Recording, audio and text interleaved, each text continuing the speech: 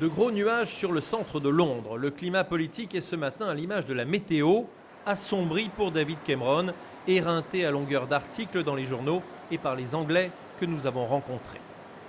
Ça va être difficile pour lui de continuer à diriger après ces révélations. C'est un coup dur pour lui. Je pense qu'il aurait dû être honnête dès le début. Il a perdu la confiance des Anglais. Mentir n'était pas une décision très sage. Je pense qu'il devrait démissionner. Démissionner, c'est sans doute pour éviter cette extrémité que David Cameron a dû se livrer hier soir à une confession télévisée. Ma femme et moi avions un compte en commun. Nous avions à peu près 5000 actions dans ce fonds d'investissement. Nous avons tout vendu en janvier 2010 pour l'équivalent de 40 000 euros.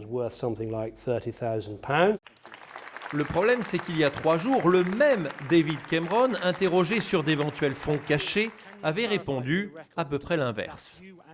Je n'ai pas d'actions, je n'ai pas de compte caché, je n'ai pas de fonds dans les paradis fiscaux, rien de tout ça. Alors, pourquoi ce revirement ?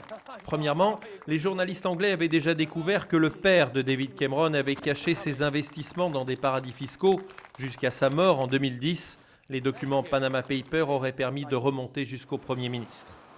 Deuxièmement, cette semaine est une semaine de vacances au Parlement, ce qui lui épargne au moins provisoirement d'avoir à s'expliquer à Westminster.